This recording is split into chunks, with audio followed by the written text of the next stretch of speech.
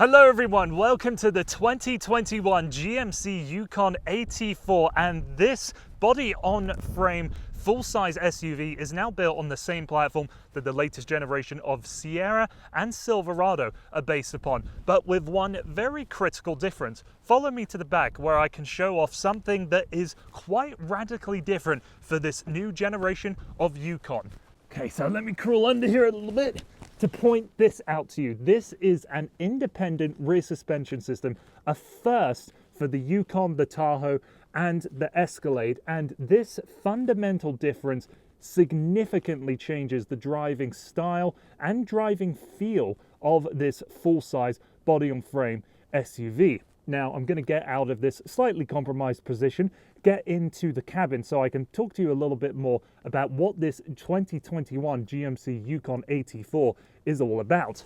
The AT4 specifically is the new sub-brand for GMC, where they're creating more of an identity with their off-road oriented vehicles. The equivalent to this would be the Chevy's Z71 packages that you'll see on their trucks and their larger SUVs. And in the case of the AT4, we really do get a lot of standard equipment with this trim level. First off, you'll see that we have these unique bucket seats with black leather and brandy, as GMC calls it, inserts and stitching. You'll have a raised air suspension system, so as standard it sits 2 inches taller than a normal Yukon, but then with the air suspension you can lower it down a little bit for easier entry and exit, and you can raise it up even higher for serious off-road conditions, up to another 2 inches of ride height. There's 20-inch rims fitted with all-terrain tires, skid plating underneath, quite a different face, and a 2-speed transfer case. So the AT4 really is a serious distinction from the other Yukons, but the most critical thing about the new Yukon, the new Tahoe, and the new Escalade for me personally is that we're finally seeing a movement within GM to make all of their vehicles that share all the same platform and architecture different enough from the others. So no longer are the Yukon, the Tahoe, and the Escalade just badge engineering jobs. Going from the exterior designs of the Yukon, the Tahoe, and the Escalade are radically different. And in the case of this Yukon, when you spec up to the Denali trim, you have quite a different look over the dashboard. Apparently 60% of buyers that go for a Yukon go for a Denali, so it makes them feel a little more special, that they're in perhaps a little more of a unique vehicle. And the case goes for the Escalade, that has its own totally independent interior. And I have to say that being in here does feel like a brand new space, a brand new movement within GM to give all of these vehicles their own identity, so that they're more competitive in the segment in which they're competing in, but more attractive to the buyers that they will be going for. Now, I came out here just to get some beautiful images of the AT4 and put it through a couple puddles. I'm not going to do any real serious off driving, so we're going to go through a couple puddles again, and we'll get onto the main road so I can share with you the big differences that have come along for this new Yukon in terms of driving style and really how good of a product it is. Okay, so I'm now on the road with the AT4, and where my general impressions were with the predecessors of this vehicle was essentially it felt like you were just hurling a brick down a road. It had the same sophistication as a plank of wood, but this generation, it really is so fundamentally different that I'm using a totally different subset of words to describe what this vehicle is like to drive.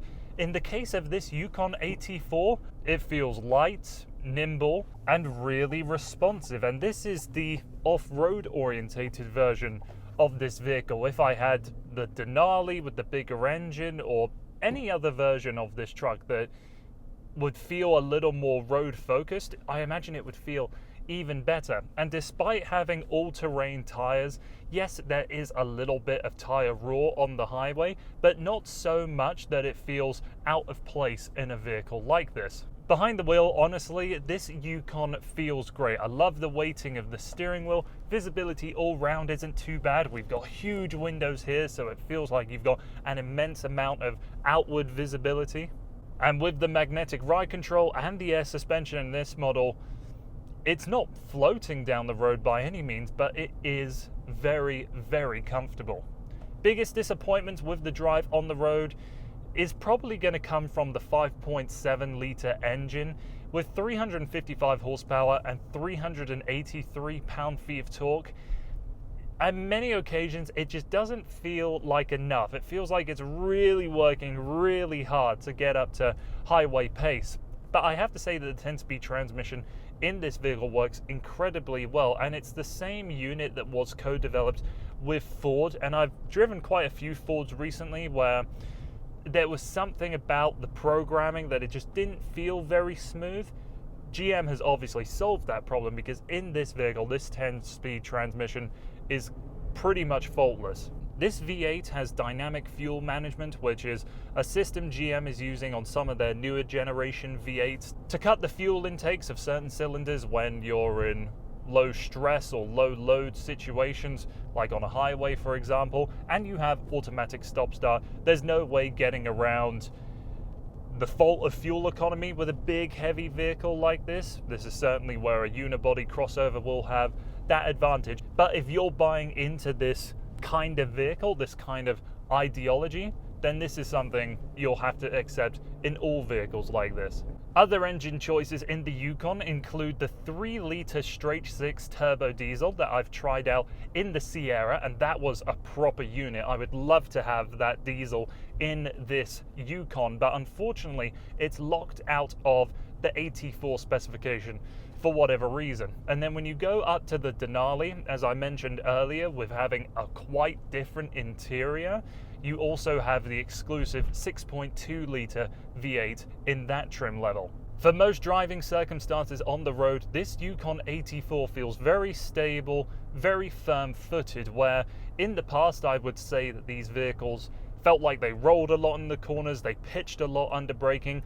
With all of the elements of the magnetic ride control, the new rear suspension system, and the fact that this has air springs in this vehicle, it just makes it feel very stable and very calm, even on a bit of a twisty road of what I'm on right now. There's no getting rid of the fact that there is still a fair amount of roll compared to a unibody SUV or crossover. You know, think Audi Q7, that one is certainly a little tighter bound, but the people that are buying these kind of vehicles, I don't think are concerned with that, because they're looking for a body-on-frame, truck-turned-SUV that has the capability of a truck in terms of towing capacity, has all of the interior space that a body-on-frame vehicle can provide, and these days offer enough refinement and technology where if you really do need to tow a boat every weekend, then the North American body-on-frame offerings are as competitive as ever.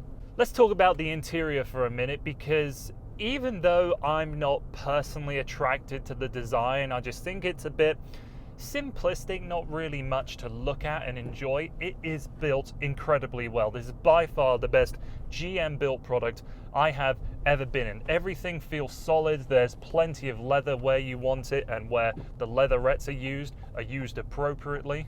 Where the leather is used on the steering wheel, across the dashboard, where you rest your arms and your knees, all looks great. I just think how you interact with the climate control is a bit chintzy. Just the plastics here don't feel very richly appointed, quite economy class. And the touchscreen that we have in this model is quite responsive, has Apple CarPlay and Android Auto, and you have a fair amount of storage in this vehicle. Multi-tiered in the door pockets. There's this little section that opens up right beside the touchscreen, which you could hide, I don't know, some credit cards, that kind of a thing in there. And then down here, wireless phone charger, couple cup holders, and a very, very large center console. A few other things to point out up front. Even though it is marketed as bucket seats, these front seats don't feel necessarily bucketed at all. Maybe compared to other trims they have a little more bolstering, but still very flat base, so I can spread my legs out wide. I can easily rotate all of my body mass within the seat, so on long distance drives it's very comfortable.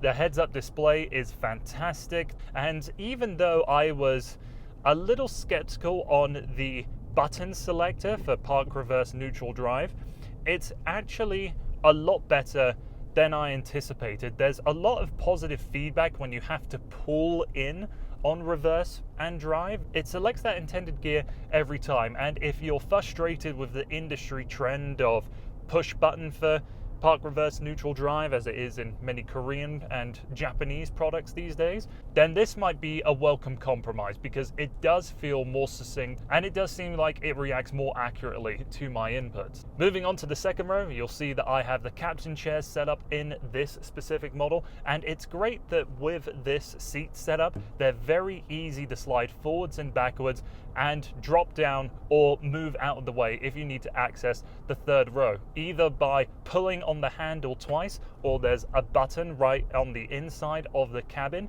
You can drop these seats or get them out of the way in a heartbeat. When it comes to the third row, I'm 6'4", and I'm amazed to say that with the exception of a little bit of a tight foot space, the seating position back there is fantastic. There's lots of shoulder room and elbow room. Headroom is plentiful, and even though the seat bases are quite short, they do feel quite a bit higher off of the ground than what I've experienced in many other SUVs of this type. So if I had to go back into the third row for a long distance drive, I honestly think I could manage. It's nice that back there you also have USB-C outlets and enough glass that it doesn't make that entire space feel claustrophobic. And in the model I'm testing out, you'll see that we have buttons to quickly raise and lower the second and third row of seating. You can raise the third row with these buttons, but you'd have to do the second row manually. The space behind the third row of seating has grown significantly over the previous generation of Yukon, and even though there's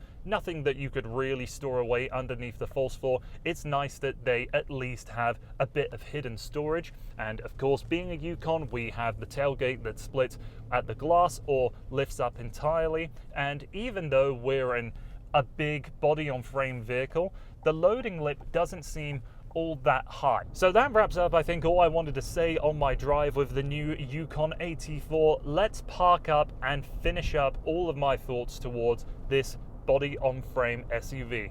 So I'm now at the end of the road with the Yukon AT4, and I have to give a lot of congratulations to GM for really trying to make a difference when it comes to the latest generation of the Yukon, the Escalade, and the Tahoe. Obviously, I haven't tested out those vehicles yet, but given just how competent of a vehicle this is, and I really think it's stepping in the right direction to try and differentiate the different products that GM is producing, the Tahoe to me is close to an absolute success. I'm not too keen on the engine in this particular model, and I think there's a few areas that could be improved with the interior, but if you were ever reluctant on this kind of vehicle, this body-on-frame SUV, for the driving dynamics, maybe the brutality of it, the crudeness, I highly recommend you give this thing another go. It's so good that I'm going to say it's worth consider owning if you're shopping in this segment of large three-row SUVs. To me, the Yukon, for the first time ever,